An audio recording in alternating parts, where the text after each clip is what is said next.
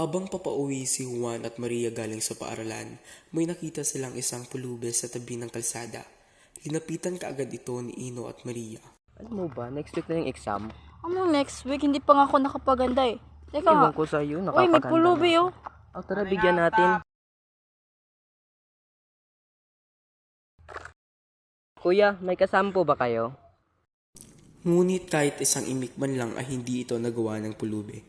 Sige po kuya, una na po kami. Tara na. Tara.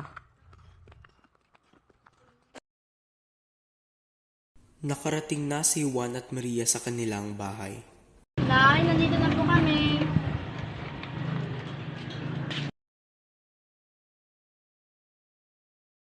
Mana po inay. Hoy, Nay.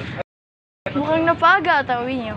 O siya, sige na, pumasok na kayo para gawin na ang mga gawa. Sige po. Kinabukasan naglalakad si Juan at Maria papunta sa kanilang paaralan kasama ang kanilang kaibigan na si Maricel at nakita na naman nila ang pulube na may mga kasama at agad naman ito nilang linapitan.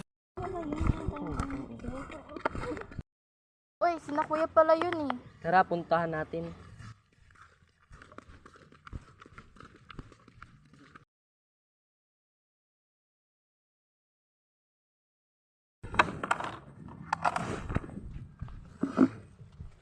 Uy, Ino, sino yan? Hindi ko nga rin alam eh. Nakita lang namin niya kahapon si Kuya sa kalsada at may ipinigay kami. Tinanong namin siya pero hindi siya sumasagot. Pasensya na dahil hindi ko kayo napasalamatan kahapon. Medyo hindi kasi maganda yung araw ko nun. Okay lang po yun, kuya. Alam nyo, iilan na lang ang mga taong ganyan. Yung tinutulungan ka at hindi tinataboy. Salamat sa inyong tulong. Kahit maliit lang yun, malaki na rin yun para sa akin.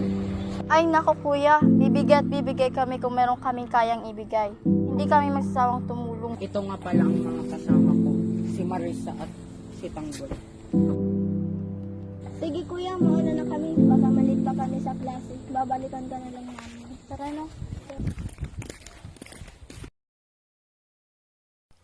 Mas napapalapit si Pedro sa kanila. Sa araw-araw nilang pagkikita, palaging binibigyan nila ito. Maganda ang nabuong koneksyon nila. Nahahabag si Juan at Maria pag nakikita ang mga pulube. Pinaglalaanan nila talaga ito ng kaunting pera para makabili ng pagkain para sa mga pulube. Dahil napapansin nila sa bawat taong dumadaan sa harap ng mga pulube ay walang nagbibigay sa kanila. Dumaan ang araw na nagplano si Maria at ang mga kaibigan na gumawa ng aktibidad para tulungan ang mga pulube. Alam mo Maricel, naisip namin ni Juan na magtayo ng isang aktibidad para sa mga pulube. Magandang idea yan, Maria. Gusto kong sumali sa programa ninyo. Kung ganun, magplano tayo tungkol sa pagbibigay ng damit at pagkain sa kanila, hindi ba?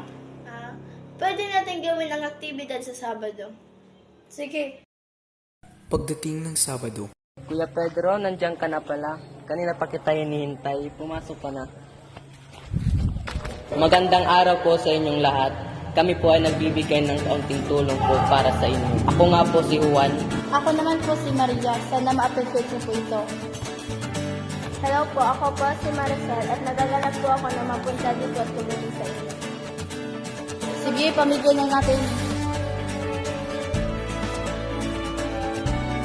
ang pelikula ay natagpos sa isang adikain na mangyalayuning itaguyod ang paggalang at pagtulong sa mga pulube. Samahan ng mga tauhan, sinumulan nila ang kanilang aktibidad na naglalayong magbigay pugay at kaunting tulong upang magdulot ng pagbabago. Ang kanilang pangarap ay may taguyod ang patas na pagtingin at karapatan ng mga pulube sa lipunan.